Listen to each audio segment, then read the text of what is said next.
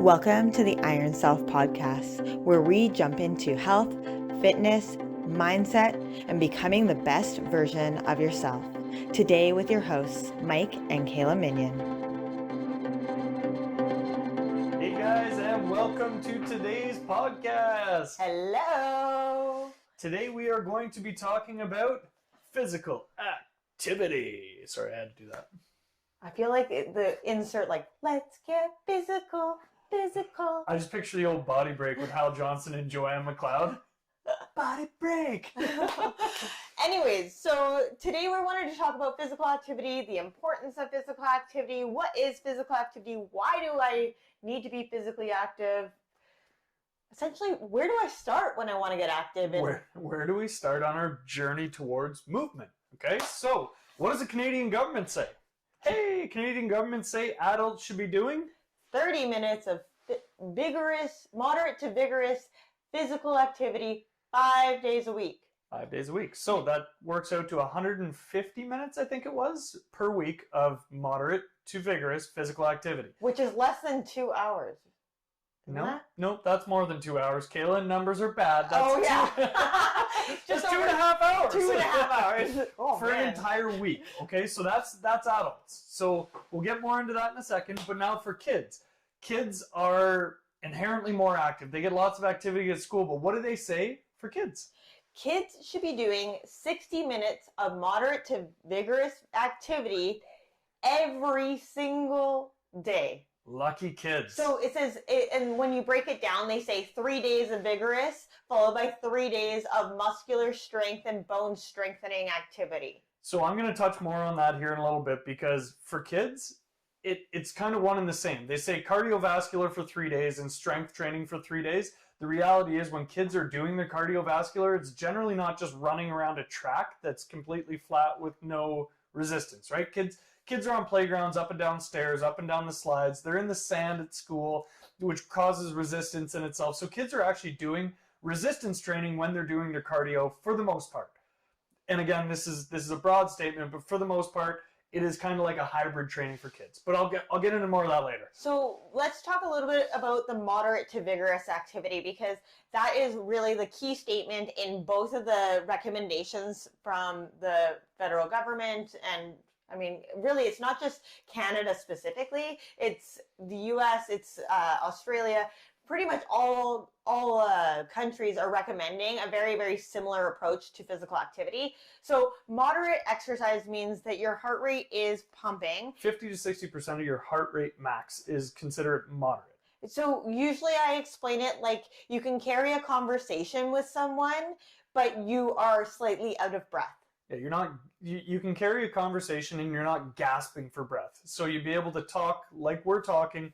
You might take a little bit of a deeper breath in between your sentences, but you're still not like gasping for air while you're trying to talk. That's your moderate zone. Now your vigorous zone is going to be the gasping for air zone. So vigorous is defined as 80 to 90% of your heart rate max. Now your heart rate max, for anybody who doesn't know, take the number 220, subtract your age from it, and that is what they're going to consider your heart rate max. That's the hardest you want to work. So if you want to sit there with your hand on your pulse here, do that for 30 seconds and times it by 2, that's what your resting heart rate is going to be. If you're resting. If you're resting, right? Or if you take it right after exercise, then you know where you were in that zone. Or if you have one of these the beautiful thing these days is we have all these smart devices. Everybody's got a smart watch. You can wear those chest straps while you do your workouts. If you do like Orange Theory Fitness, they have those chest straps on. So it tells you exactly what your heart rate is at throughout the entire duration of that workout, which is amazing technology these days, because that'll tell you exactly where you want to be for that workout. Exactly. Now, there is a little bit of a myth here. So they'll say like there's your fat burning zone, there's your cardiovascular zone, and there's your endurance zone. So when I first got into physical activity, I didn't know a thing of what I was doing, and I didn't know how to use anything. So I would go to the gym and I would go on like the Stairmaster or the treadmill, and they have like the little things that you grip onto, so it will tell you like your heart rate. And so I would make sure I wouldn't work harder than that fat burning zone so that I well, one, I wasn't really like sweating or really working very hard because the fat burning zone is very low. Like 30% of your heart rate? Like, yeah, we're good.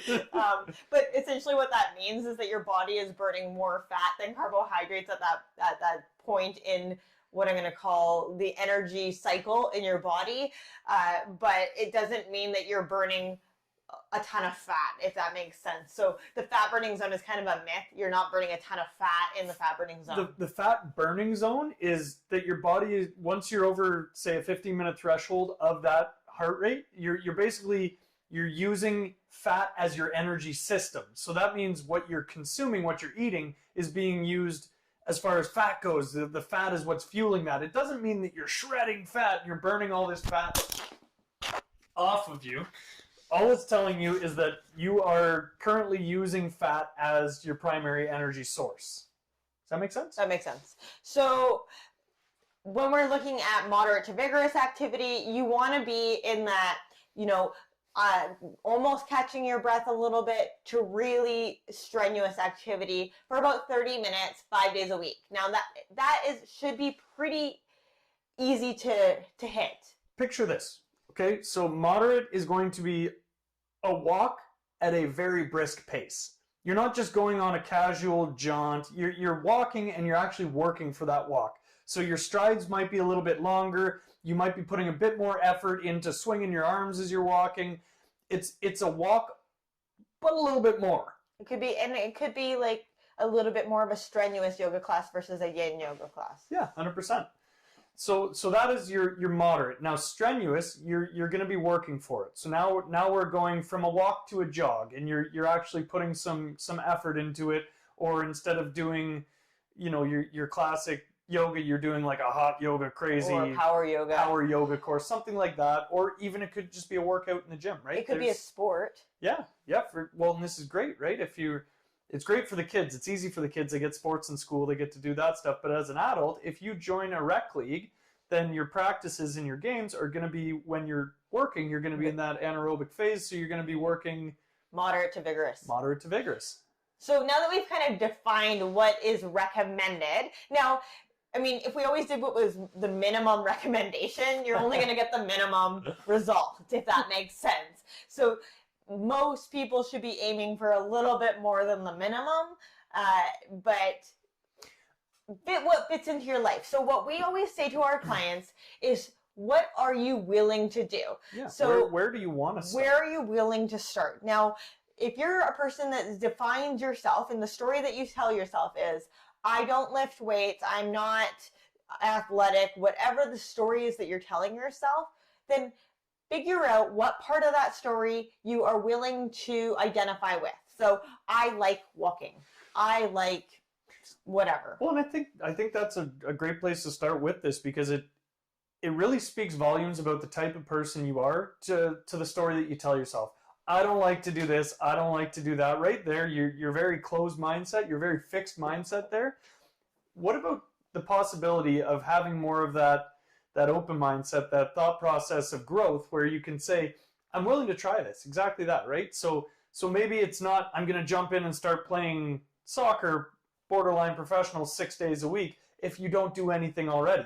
Maybe it's, I'm willing to start taking my dog for a walk instead of putting it in the backyard. Maybe instead of driving down the street to get your mail, you're going to go for a walk to get that, or you're going to jump on your bike and go for a bike ride. Something that doesn't seem daunting, and something that you're willing to try, you're willing to enjoy. Taking the stairs at work, parking at the back of the parking lot when you've got to go get groceries. Right? It's the small things. It doesn't have to be a huge change, because the reality is, if you try and throw a huge change right away, there's a high possibility that you're either going to get injured because you've been sitting still for so long, or you're going to get sick and tired of it right away and be like, this isn't sustainable, I'm not going to keep it up. And so there's a couple things with physical activity, is that most people do physical activity for what I'm going to call weight maintenance, whether that be weight loss or to maintain a certain body composition. Now, physical activity is only going to optimize your genetics. Do I need to say that again? It's only going to say that again. Physical activity is only going to optimize your genetics, meaning that you're only going to get whatever the best is out of your genetic potential. Physical activity isn't going to be what makes or breaks your weight loss success.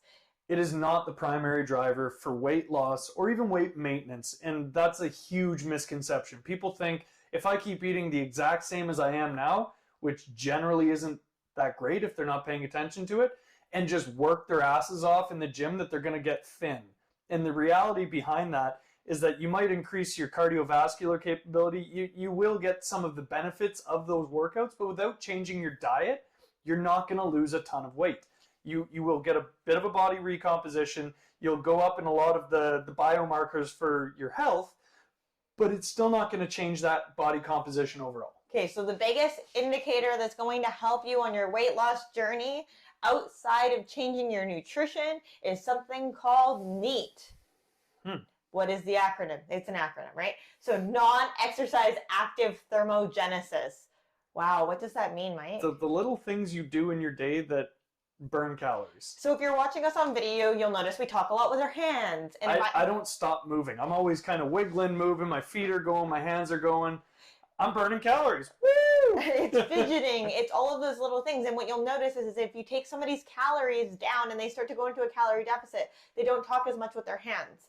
They don't take as many breaths. Even their facial expressions aren't as animated, as vigorous, animated, right? If somebody is in a strict calorie deficit, they have that solemn look on their face, and you think they look pissed off, but the chances are that they probably are because they're hungry. But also, they just, their body doesn't have that extra energy for the movement. So non-active exercise thermogenesis, said that backwards, but irregardless, the NEAT is essentially what is it, all the little things that you're doing that kind of add up, and it's a lot of it is things that you actually don't control. We don't honestly think about how much breathing we're doing. We don't think about how much we're moving our hands or how active we are while we're seated. Now, this doesn't come into play when we're talking about our physical activity guidelines. So you cannot just sit there and move your hands for 30 minutes and call it vigorous activity. I jiggled for 30 minutes. Okay, so let's get back to the physical activity guidelines because that's what this episode is all about. So finding enjoyment in your physical activity. So we talked a little bit about what do you define yourself as and what is the story that you're telling yourself. Well, maybe you don't define yourself as a runner. Maybe you're like me and you're like, meh, you know what? I'm more of a jogger. That's a soft jogger, in case you're wondering. We don't run. It's got the soft J. So I'm a jogger. So I define myself as a jogger and I'm willing to jog. Jeez. I, on the other hand, love running. If I have something motivating me to run, absolutely love it. So I will go out gladly and go for a run. We just did the Spartan race a couple weeks ago, and I could have done 3 of them. I loved it. So starting with where you're going to define yourself. So I'm going to give you an example of a client that I have. So this client and I, when we first started together, they said to me, I don't lift weights. I don't want to lift weights. I don't plan to lift weights. I don't like exercising. And I said, cool. What are you willing to do? Well, I have a dog, and I have to take my dog for a walk every day. I said, fabulous. We will start there. How long do you have to walk your dog for? Well, I walk my dog for 30 minutes. Fabulous. So we started walking the dog for 30 minutes every day. And then that person said to me, okay, well, I actually really enjoy walking my dog, but what else can I do? And I said, okay, well, now on your dog walks, are there benches? Well, yeah. Okay, every time you see a bench, I want you to sit down and up on it 10 times. Like a squat, but it's sitting on a bench. And they said, okay, yeah, no problem. I can do that. And so we added in these little cues through the dog walk. And that progressed to, hey, so what is this yoga thing that you do? Oh, you know what? I might be interested in trying that. And then this person started doing yoga, and not just my YouTube videos of yoga, but finding other YouTube videos of yoga that this person enjoyed. This person started to try Pilates. And we got to a point where it was like, oh, I didn't want to exercise, but now it's like, I crave that exercise. I crave that mobility. Oh my gosh, I want to do a handstand. Oh my gosh, I want to do a pull-up. I want to have this body strength that I didn't think I wanted to have. And we kept building on those little baby steps. And through that building, we actually found a place of, okay, now I'm willing to try high intensity interval training. Now I'm willing to try a walk-jog combo. Now I'm willing to try jogging. Oh my gosh, if I go one day without my 20 to 30 minutes of physical activity, I miss it. I'm just sitting over here with a giant smile on my face because it happens all the time. And people come in and they don't want to move. They want to get better at their nutrition. They want a body recomposition. And then we're sneaky. We start to like throw little bits of movement in. It doesn't have to be anything crazy. Yeah, just go for a walk today. Take your kids out to the park. Have some fun, right? And then they're like, okay, yeah, we can do that. And yeah, it just kind of snowballs. And then they're like, holy crap, I actually really like moving. And this is something like, as humans, we are meant to move. We're not supposed to sit still. These bodies, these beautiful things we have, are made to move. So again, once you start into it, it's a snowball effect. Well, it's kind of like that don't judge a book by its cover, right? So people look at Mike and I and they're like, oh my gosh, they like bodybuilding and lifting weights and blah, blah, blah, blah, blah. I don't think I could train with them because I don't like doing those things. Well, let's be honest. I don't expect you to be like me, and I don't expect you to like the things that I like. If you do, great. If you do, great. But I mean, you're a unique person, and you need to like the things that you like. So if Zumba is your jam, do Zumba. If, playing tennis is your jam, do that. But do what it is that brings you joy, that fills your cup.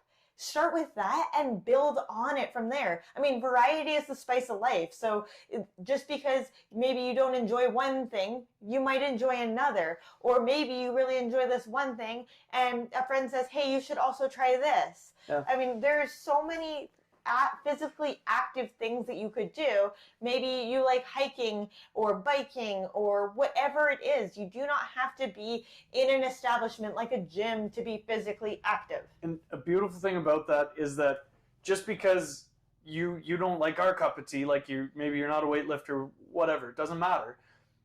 There is going to be a tribe of people that do the same thing you do, and then you get to make friends. That's called building community. You get, like, if you're out hiking, if you're out biking, if you're out doing active things you don't even have to set the intention of meeting other people. Those people are already out there doing it, just like you are. And all it takes is that first step to be able to go out and put yourself out there and enjoy life. Go out and do stuff. And then you're going to meet other people that go out and do stuff too. It's a beautiful thing. I've actually never been on a hike and met somebody that was grumpy about being on a hike. Like, everybody's smiling. They all saying hi, like engaging. Whether or not you're making friends with them is irregardless. The point is that you're spreading that joy. So when you smile at somebody, that smile gets smiled back at you. You're sharing that joy. You're creating human connection. Now, and that's a great place for what I wanted to talk about next, was just the benefits of exercise, right? There's so many, there are countless benefits to exercise. But I mean, some of them that are easy to start with are like you have an your mood improves. You're generally in a better demeanor. Yeah, I actually say that my exercise is my happy place. So if I'm in a bad mood and I go do some physical activity, I can come back in a much better state. Sometimes if she's in a bad mood, I just kick her out to the gym. I'm like, you need this. Go. Just go. or even like getting out into nature where, like, if I need like to clear my head a little bit, I'll take the dogs for a walk, whether that be a 10-minute walk or an hour-long walk. Just getting outside and moving, I come back and I just feel better. And for me, I'm a person that I have struggled with mental health for most of my life. That anxiety, the depression, even negative thought patterns, all of those kinds of things. PTSD falls in that realm too. If you suffer from anxiety, depression, PTSD, active movement, it is such a good boost for your, like, it gives you happy endorphins. Yeah, your serotonin and dopamine all go up. So, I mean, the caveat to increasing mood and happiness is that it decreases anxiety and depression. It decreases those negative feelings. So that alone should sell everybody on movement. I don't care where you do your movement. If you have ever struggled with depression, anxiety, anything like that, which I'm going to say most of the population has at some point in their lives, get active.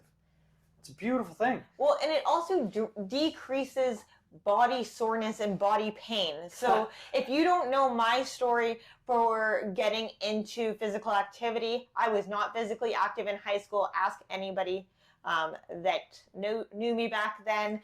But being in an accident and being mandated to get physically active, what I found was that it is the only way that I don't suffer from chronic pain. Even now, I can tell within 3 days of not doing physical activity, and this doesn't even have to be weightlifting. This just means like if I'm Moving.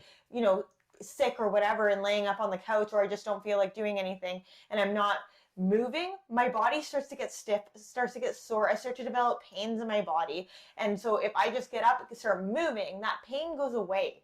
And that is a beautiful thing. Motion is lotion for your body. Yeah, the lubrication you actually get from your joints just from putting it through more motion is insane. And that's like your bones and your joints. You actually increase your bone density through resistance training, which anybody over the age of 30 needs to be taking a calcium supplement to begin with, because you start to lose bone density over the age of 30, male and female. So if you add resistance training in too, that's the only way to actually increase your bone density as you age. Increase and maintain. Yeah, so right there in itself, if you want to have more durable bones, if you want to be a strong going forward, then you should be working out anyways, right? Physical activity increases your energy. Isn't that the weirdest thing? So most people go, oh, I'm just too tired to exercise. If you actually exercise, it gives you a boost in energy. So if you've had a long day at work and you're not a morning exerciser, which I know many people are not, I'm going to get up before work and exercise. I mean, that's me, I do that. But other people are not those people. Other people are like, I'd rather do it after work. If that is the case and you tell yourself, oh, I'm so tired, get a pre-workout in your system, go do a workout, or go out for a walk, whatever it is. But if you become physically active, I promise that you will get more energy and you'll feel better, right? Well, and that's the funny one. It's almost like a lot of people that don't exercise, like it's counterintuitive to them, because they're like, if I exercise, I'm going to be more tired, I'm going to be more sore. But the reality is you're going to be less tired and less sore.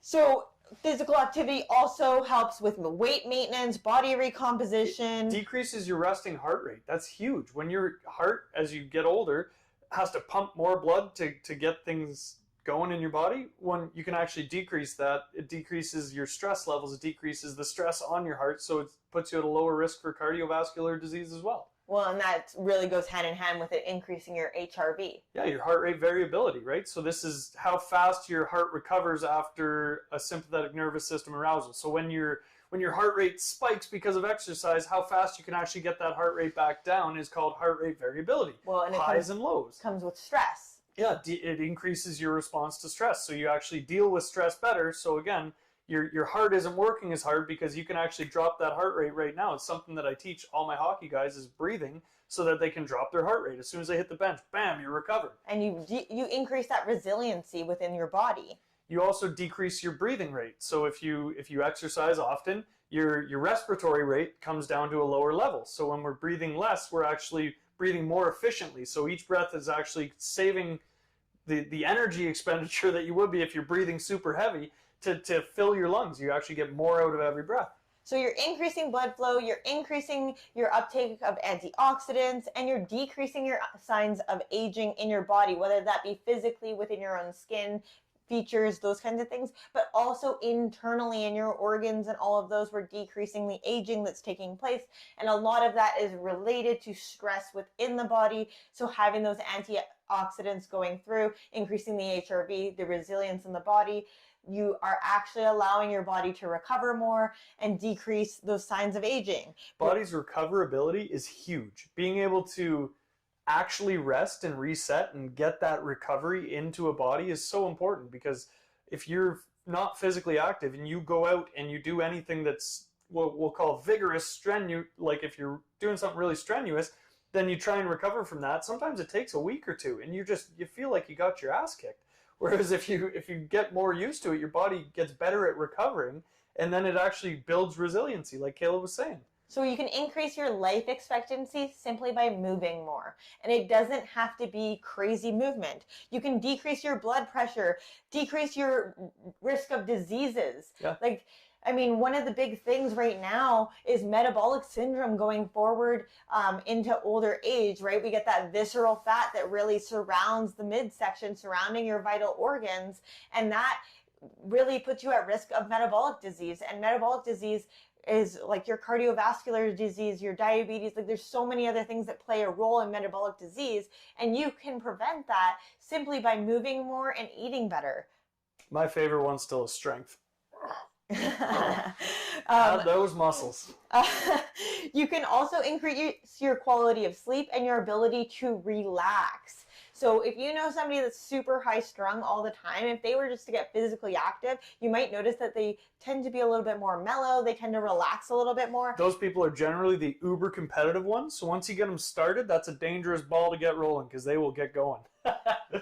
So if you are having troubles with sleeping, with anxiety, depression, lack of energy, all of those things, it's really important that you jump on this bandwagon and find some form of physical activity that you enjoy or that you are willing to do.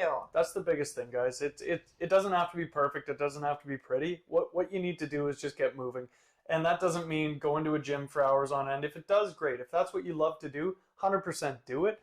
But the reality is, movement is essential in life. We are made to move. Our bodies are made, these beautiful instruments made to move. And without that movement, it's crazy how fast you start to deteriorate, right? So all I'm trying to say today is move more, move often, love it while you do it. Thank you so much for listening to today's episode. I hope you got something out of it and enjoyed it as much as we did. If you liked it, share it with a friend, a family member, a loved one, or someone that you feel could benefit from this information. Have a great day, guys. Take care.